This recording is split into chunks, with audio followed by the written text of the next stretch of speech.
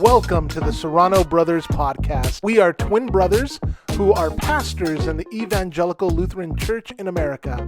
We talk about faith, Brazilian Jiu-Jitsu, culture, and anything else we think is interesting. Thanks for joining.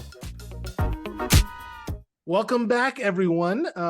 We are continuing with this series on interviewing pre-nominees for the bishop election in the Sierra Pacific Synod. And today we have with us the Reverend Dr. Don Roginski. Welcome, Pastor Don. We're so glad that you are joining us today. Well, we want to get started by just, will you tell us where you're serving and what conference you're a part of? Sure. So I am serving now as the Director for Evangelical Mission, and I know that's a fancy title. And I'm in the San Francisco Peninsula Conference. And for people who don't know what that title means, it means that I'm basically oversee the new starts and our synodically authorized worshiping communities, some of whom are long-term, and also developing some congregation vitality strategies with the Witness discipling team. That's cool. Do you, how long have you been serving in this role now, Don? I've been serving since last October, full-time since March of this year. Very cool. But previous to that, I was the chair of the Witness discipling team for many years. So it kind of led into that Yeah. for you. That's cool. Right. It was a good natural transition, it seemed like, right? Yeah, one of the things that I found out is a lot of times when you have an interim bishop and there's an opening on the staff, then they tend to choose somebody who kind of already knows the work so that you don't have to have a steep learning curve just for a year's time. So That's nice. Yeah. That's really nice. One of the things we want to do kind of to begin with too is just to get to know you a little bit better. And so we're asking everyone, what is a favorite childhood memory, either inside or outside of the church? Uh-huh.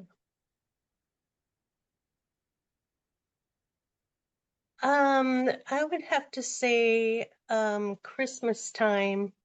When I was little, we lived in a mobile home, and I asked my mom at one point, how did we fit all of those people in the mobile home? And she's like, well, we just didn't worry about it. We just, whoever came, came. And my Uncle Bob would dress up as Santa Claus and hand out presents. And it was a really good family bonding experience. And the kids would sit on the floor and eat our food, and nobody seemed to care about that. It's lovely. I also have really great childhood memories of Christmas time too. So that's awesome. Did you all have like a lot of people over? Yeah, we would have a lot of people over. And I think because of those early memories, I still really love Christmas. Oh yeah.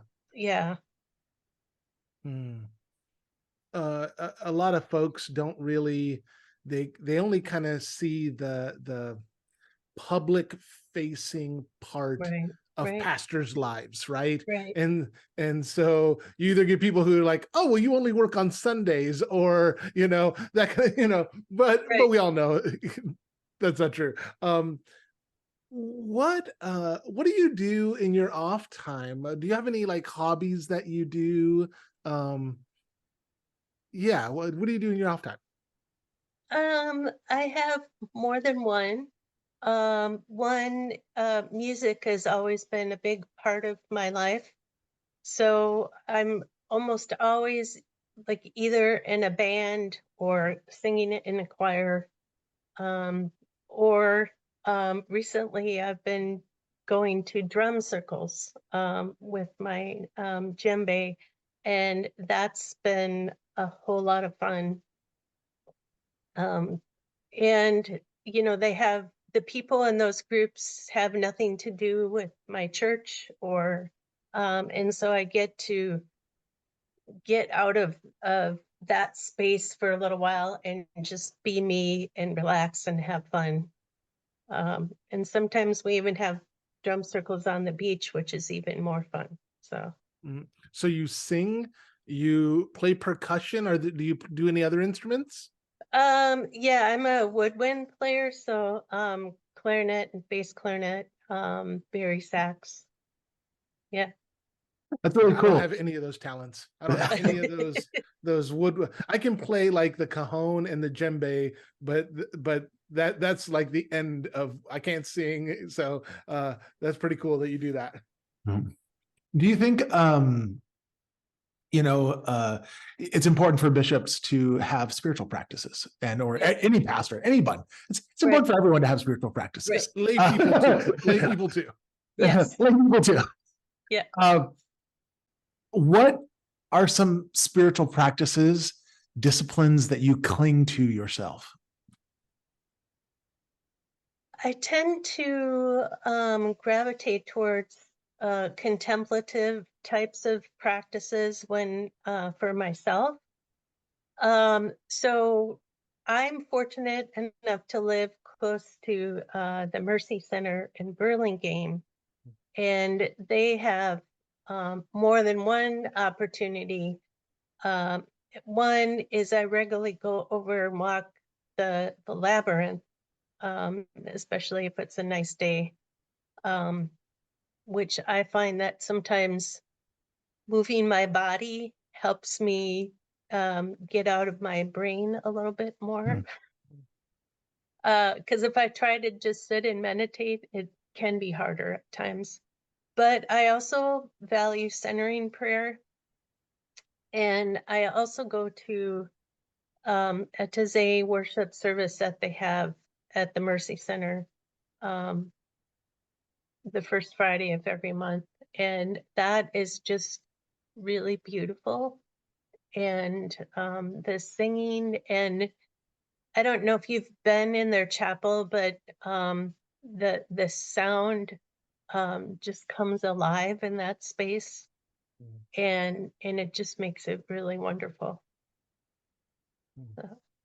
I really love walking labyrinths too. So that's it's a great practice. Yeah. And I do have a spiritual director as well, and I've had him for a while, and I find that to be really helpful as well. What do you find helpful about it? Sometimes he can see, or I'm sorry, they can see things more clearly as they're looking at my spiritual life. And sometimes it's helpful for maybe a direction to take in my prayer life. Like, oh, have you thought about trying this? And sometimes I think about it and decide, well, maybe not. And sometimes I try it and it's like, oh, this is wonderful. And then I talk to them about it the next time. So I think it's helpful for discernment too, to have somebody kind of seen from the outside your spiritual life. So Yeah. I in ministry there is lots of ups and downs, right? And can you tell us about a time in which you had a real success in ministry, and it may be a time that you kind of come back to in your mind when you meet a failure in your ministry, And so can you just tell us about like that success? Where was it? And tell us the story around that. Sure. So one of the things that kind of stand out for me is when I was serving in Vallejo, I had a 2-point parish, and um, as I got to know them and they got to know each other, they decided that they wanted to worship together, and we started with once a month. And then, I had a lot of conversations with people from both communities. And then as we're talking, they said, well, once a month isn't enough. So let's do, we worship together a month at a time, and we switched buildings. And through this whole process, I was having a lot of meetings where people would get to talk to each other, to get to know each other. We also did service projects together. There was a school lunch program that we did together in the summertime. And so that was a lot less formal, so that they could get to know each other kind of uh, on a casual basis, just sitting chatting with each other. And over time, they were ready to decide that they wanted to come together. And when they had the vote, um, technically it was a merger but we called it consolidation because that was an easier term for people. Um, there was only one no vote. Wow. So I think because we took the time to really get to know each other and didn't feel like we had to be in a rush. And, I was asking them a lot of questions, which hopefully got them to think about all the implications of coming together. They got there. Yeah. So, What I really like about that, Pastor Don, is you had both worship services, service opportunities, and social opportunities for them Yeah. to be together. And Yeah.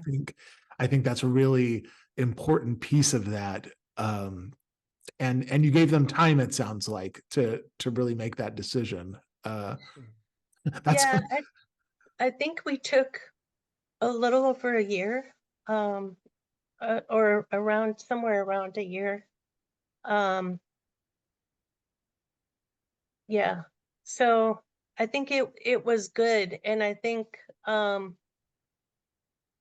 different communities would take a different amount of time depending on who they are, right? Because you don't Yeah. want to drag it out too long, but you don't want to rush. So right.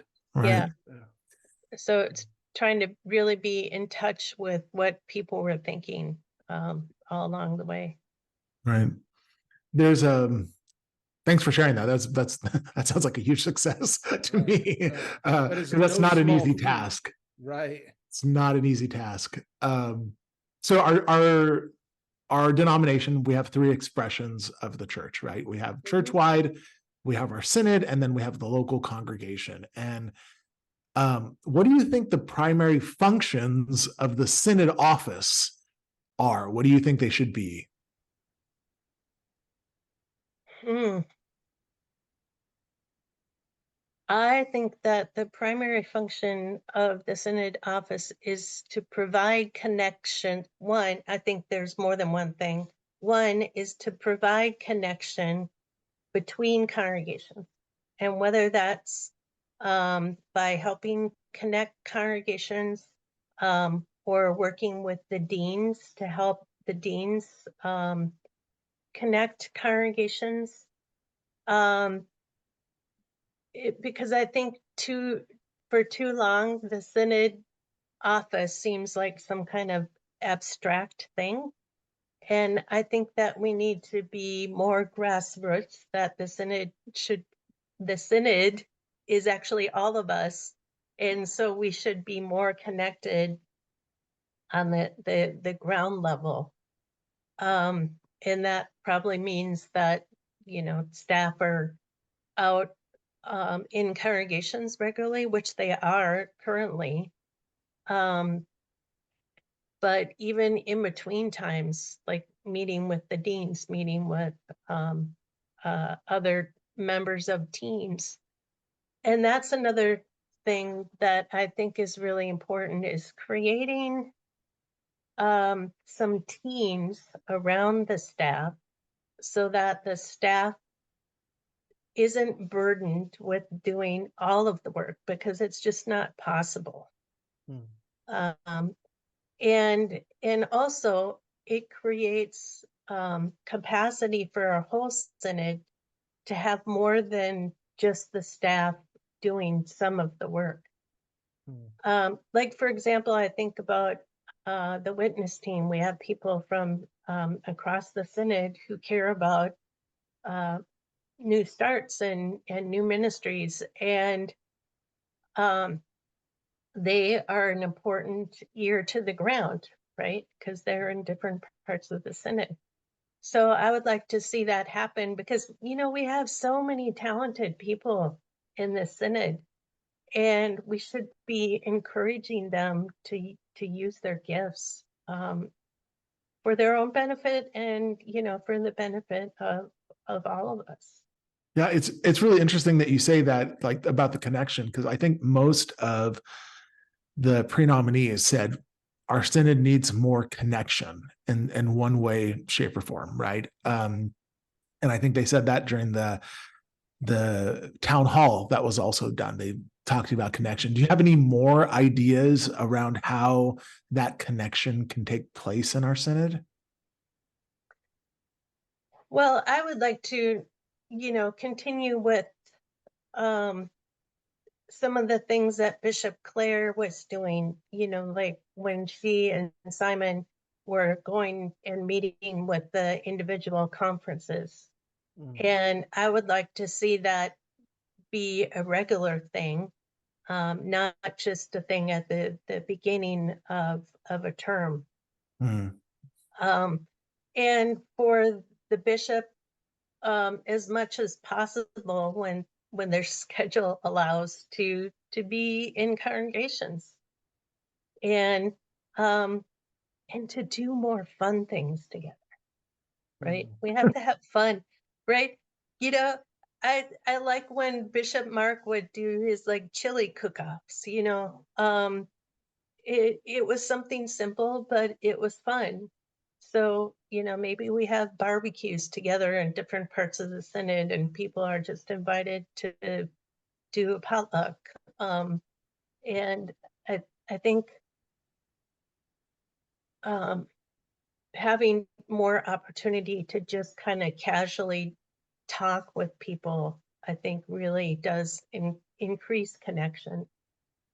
Yeah, I think that's a really good idea, just both the social aspect of it, but also the synod office being more in like conferences as well. I remember when I was in the Pacific Synod on internship, we would have weekly conference meetings actually. And a lot of the times somebody from the bishop's staff would be around, at the conference meetings. And so that was just kind of the norm. I'm not saying bishop staff should be every week, but to show up regularly to such things seems like a good idea. Right. To provide connection. I like what you're saying too, with having the synod office put on some of these events, because me and doing something with Good Shepherd and St. Mark's, which is in Pleasant Hill, or St. Matthew, we can do stuff and we'll get some of our parishioners to come and do things. But if the bishop were to put on an event and were to invite the congregation, I think we'd get much more people because the bishop's there. And so I really like what you're saying with that. Yeah. So we kind of need a strategic plan for our our synod. And we all recognize that, like, part of the strategic plan, you're not going to know what that is until you get in the office and you know, figure some stuff out, because there is some on the job training that happens with that. So not what would your strategic plan be, but how would you go about creating a strategic plan? Well, I would start by meeting with a whole bunch of people, like key leaders in the synod, clergy and lay people, and just to think about what are your thoughts? You know, meeting with the synod council, what direction do you see us going? And, you know, probably initially at least doing a retreat with synod council so that we can, you know, brainstorm together some thoughts and, you know, spend a good chunk of time and not, you know, just a 2-hour Zoom meeting, so that we could go into some depth.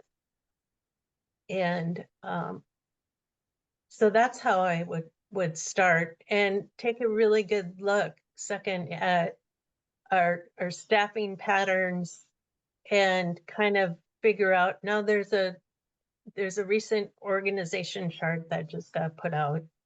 And I would want to take a hard look at that and talk with Simon and the Synod Council about, is this the best staffing pattern? Because I don't want it to continue where one staff person has to do a lot of the work. And I think it should be even across staff people. And then really take a look at who are our synod staff, and are these the people who are most qualified to be in this position. And, you know, have some really good conversations with the current staff, and what are their hopes and dreams, and, you know, work together. I like to work collaboratively. So I want to hear from other people, because I know that I can't do this all by myself. And nor would I want to, because it's just not sustainable. Right. Yeah, Continue, but please. also oh, I'm sorry. No, continue. Go ahead. I was just, oh, okay. So one of the things that I've already started working on a little bit, because of, you know, mergers and consolidations are oftentimes under my purview. Thinking about different models for collaborative ministries between congregations. And I met with a congregation not too long ago who wrote down a model. And initially I looked at that and I'm like, oh, I don't know. But then when I spent some more time with it, I'm like, oh, well, this could work if we just tweak it right here, you know, or do this. And, you know, it's about shared leadership. And I would want to give people the message that it doesn't have to mean mergers. It can, if they determine that down the road, but it doesn't have to be in order to share a leader. Will And you define because, what a merger means? Because I think for people who are hearing that term, sure, they may not necessarily know what it means for two churches to merge together. okay, so a merger means that two or more, it could be more than two, congregations come together and legally become one entity. So oftentimes that means that they pick a new name for their congregation to reflect the new reality. And sometimes it means that one congregation, the corporation of one congregation stands, and then it's renamed. Sometimes it means that you close both down and start a brand new corporation. So that's all the legal stuff with the state of California and the government, the federal government. So creating a brand new corporation is much more difficult. So it's usually easier to do a merger. I didn't know that. That's interesting. Yeah. Yeah.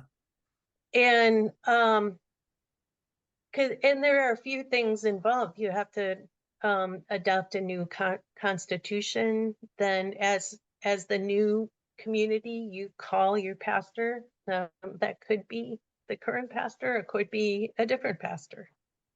So it's in some ways kind of like, well, it's not really forming, well, it is forming a new church. Because when you come together, you become a new thing. Yeah. It's funny that you're talking about this because that was like the very next question we had is, you said in your paperwork that you would want to develop models of shared leadership and other tools to help small congregations in their ministries. Do you what are those models? Could they look like? It sounds like you've been thinking about them already, but could you give us a couple of examples maybe? Sure. It could be one pastor serving two congregations. That's the most common. Or it could be, two or three congregations coming together and sharing more than one leader. And the model that I mentioned earlier that someone gave me actually had three congregations coming together, and then you would have two pastors and an intern. Well, And that's interesting. Yeah. or it could also be a synodically authorized minister or a SAM, and they would rotate between the congregations. So that each congregation would have opportunity to see each leader preside and preach, which is the benefit of having a SAM. But then it also could create opportunities for interns, and then you just one Sunday a month you wouldn't have communion, or depending on how the bishop would feel, authorizing that person to do communion. So that's just one idea, and that's, I think, better if you're going to have more than two congregations come together, because we have a lot of small congregations in our synod, and it seems like synod staff are working more on helping some congregations through holy closure, but I also would like to help congregations find a way to remain somewhat sustainable so that they don't have to go through that process of holy closure. So if we can intervene before they get in really dire straits, I think that would be to everybody's benefit. Yeah, that takes new paradigms. It takes congregations willing to see a different future than the past, right? That their ministry going forward is going to look differently than it did for the last 30 years. Right. And there's nothing wrong with that. It's just different. Right. Yeah. Right. And it takes a lot of communication, right, to help people understand what it means. to go into this new reality. Right. Yeah.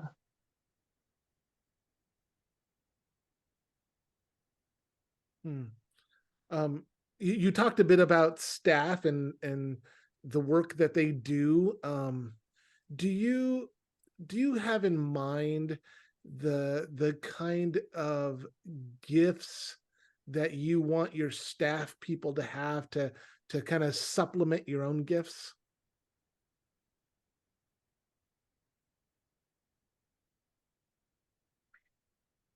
Well, I think that depending on which staff person you're talking, so if you're working in mobility, I think you really need to have the gift of being able of working with groups of people, right? Because you're going to be working with call committees and other types of things like that. So if you're not a person who can work with groups and learn how to manage the conversation in a group, then it doesn't work as well. Because, they get frustrated, and then it doesn't move forward in a good way. We have a number of talented folks in our synod, who have a lot of gifts. And I think one of the things, an important gift for somebody who's doing candidacy is the gift of helping people discern, Mhm. right? Because that is really huge in candidacy, is helping those candidates discern, is this the right call for me? And then, as they're pursuing their first call, helping them see what is a good fit? What does that mean? And helping them not be in a rush. And, I get it. When you're looking for your first call, you just want to call, but you don't want to get in one that's not a good fit, because it's not going to be a good situation. So, Both for the pastor and the congregation, right? right. Uh, Yeah. yeah. Do you so what I'm hearing you saying is because the bishop's staff has different focuses, maybe like mobility and sorry, the word is escaping me. Oh, candidacy. Candidacy, thank you. Yes.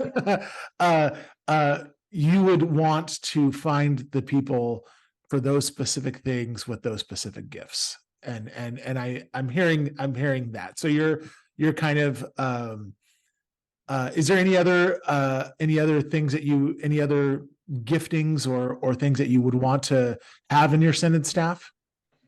Yeah, I think people need to have the gift of being very aware of their own biases and being willing to work on those biases.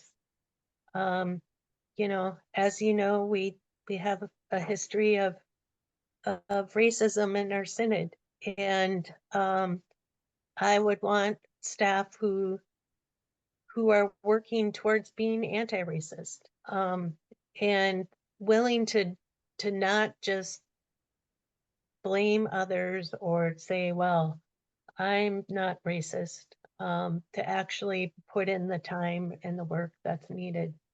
And I would do the work with them.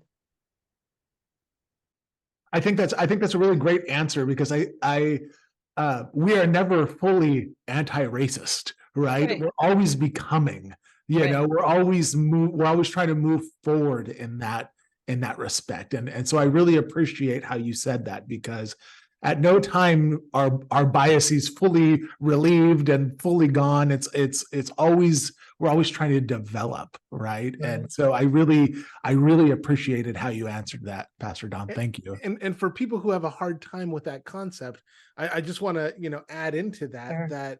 that it's literally in our Lutheran theology, right? That we are at the same time sinner and saint, right? And we're just happening to name the sin of racism, right? Just like we would name any other sin, and that sin, it stays with us. And so that's very Lutheran theology right there. Awesome. One of the times bishops show up to congregations is when there's conflict. And whether it be within church councils or between the pastor and a church council or congregation, there's many iterations of conflict that arise within those. When, as bishop, how would you describe your style of conflict resolution? How do you go about handling conflict when you enter those congregations? Well, first, I would start by doing a lot more listening than talking. And to listen to all sides of an issue. And I think it's important to set some ground rules at the beginning of a conversation and say, look, I know that people are angry here. And because of that, people may become emotional, but can we agree that we're all going to be respectful of one another, that we're not going to engage in name calling, and those kind of things, because that kind of can set the tone for the conversation. And yeah, and just to ask questions when needed, but to spend more time listening. And I've been trained as a coach, so I think that comes in handy, because you learn how to pick out things in the conversation to ask questions about, so that it brings the conversation to a deeper level. I think that's, and what particular coaching have you been trained in? It's through the ELCA coach network. Nice. Yeah. It's nice. So no, she's not a pastor. Jill Beverlin is the head of it with the ELCA. Yeah, thanks for sharing that. Yeah.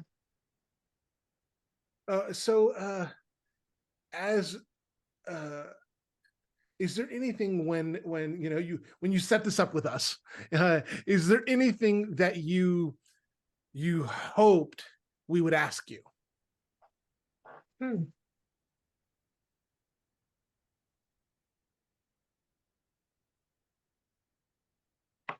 I guess I had hoped that you would ask me about my hopes for the Synod. Because I do have some hopes and dreams for the Synod. I would like to see, like I mentioned earlier, teams of people who would take on different aspects of the work. And we had discipling teams, and they got up and running. But my opinion, and this is my opinion, is that once they got up and running, there wasn't as much communication with them. And so then they kind of fell to the wayside.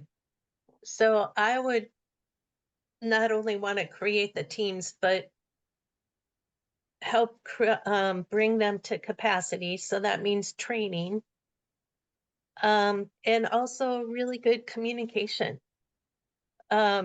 between the bishop and the teams, between the teams with each other, and the teams with the rest of the Synod, so that there's all these communication loops, and we're all working together, and the majority of the people in the Synod would know what's going on.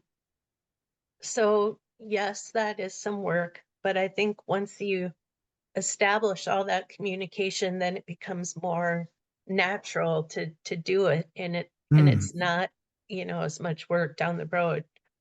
Because people, some people like to not be supervised, right? But they don't want to be forgotten about. So that's a key thing. And also, I think that if we have teams of people, we can create more events, like I said, where we can have fun with each other. We can build relationships across the Synod, so that there can be some trust built again, because I think that's one of the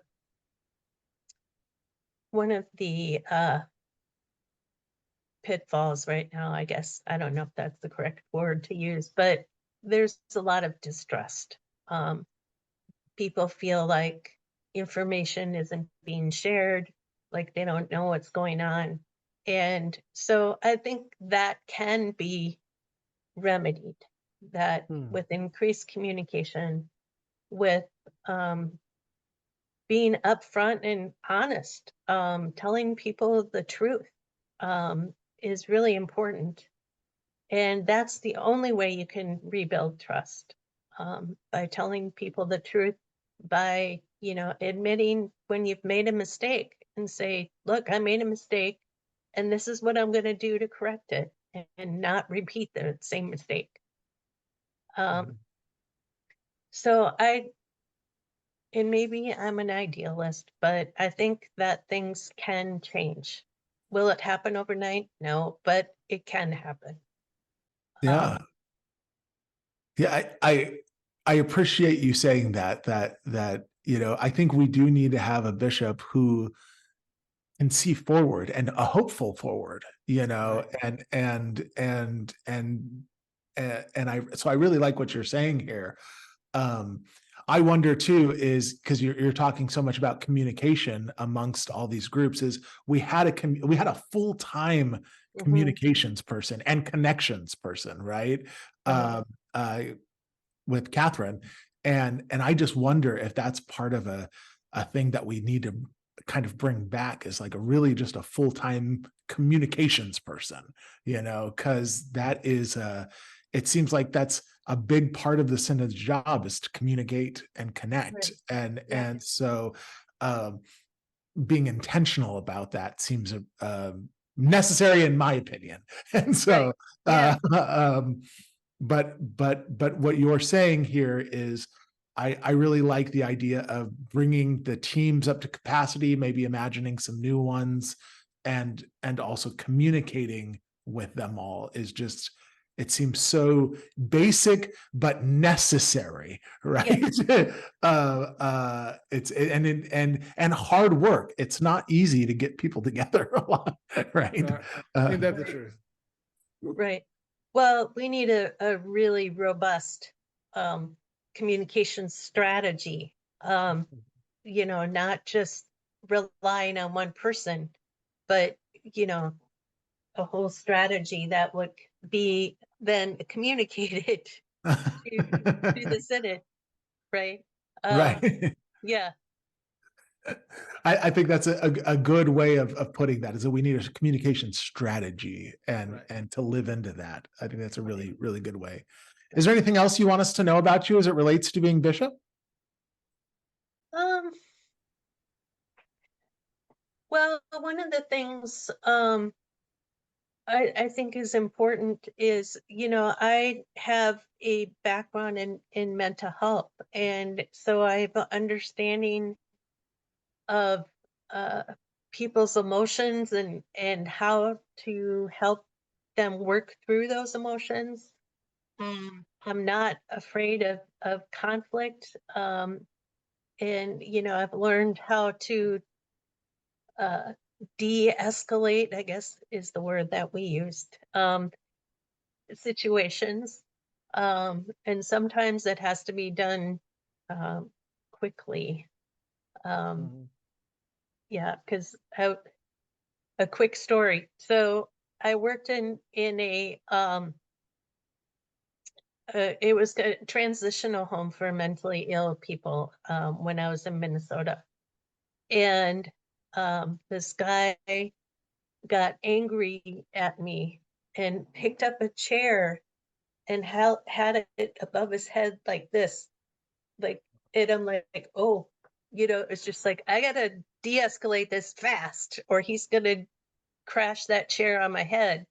Uh, so I had to think of some very fast things to say to get him to calm down. And I was able to get him to put the chair down. He was still angry, but he put the chair down and then we had a better conversation. Um, and yeah, it was kind of scary, but Wow. yeah. Wow. Yeah, I So, think that's so wise. Like you can be as angry as you want to, just not threatening, right? Like right, you can't you can feel your emotions, but put the chair down, right? right, Mm, Yeah.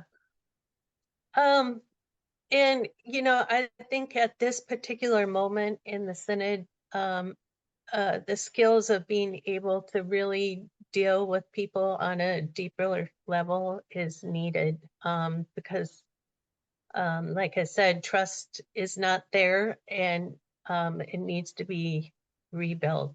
Um, so having a really good understanding of people and how to work with people is really important, I think.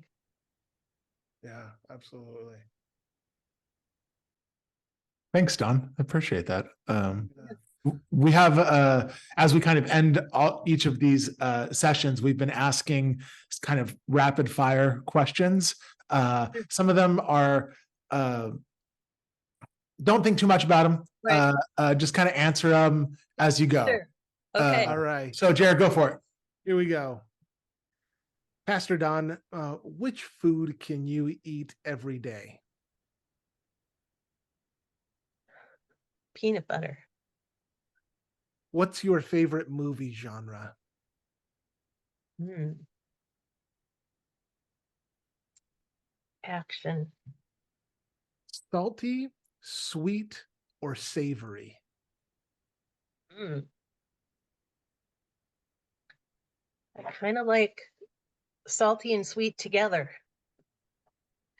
In addition to the Bible, because every pastor says that, which book would you like with you on a deserted island?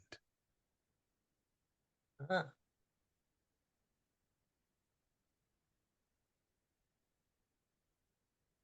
Eh, Um,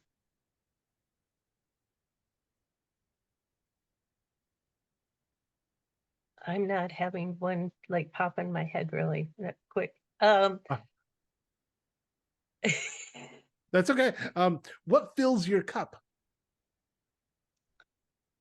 um, being around people. What depletes your cup?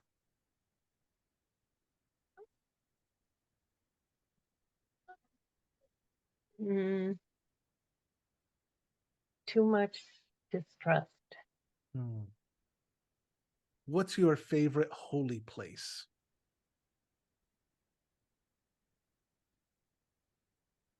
Um, in the middle of a sanctuary, kind of by the altar, just to kind of take it in. What is one piece of good advice that you've been given? Um,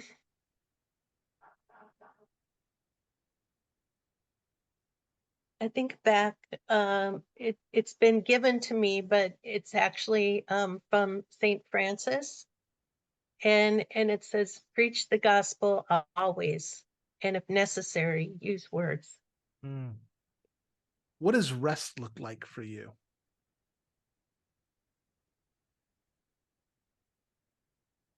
Uh, Watching a movie or TV and without distractions.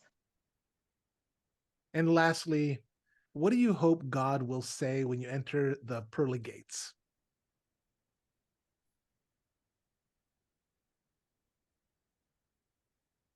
Welcome. We've been waiting for you. Hmm. Everybody, this has been the Reverend Dr. Don Roginski. Thank you so much for being a part of this podcast. All right. Thank you for having me. This has been the Serrano Brothers podcast. Thanks for listening.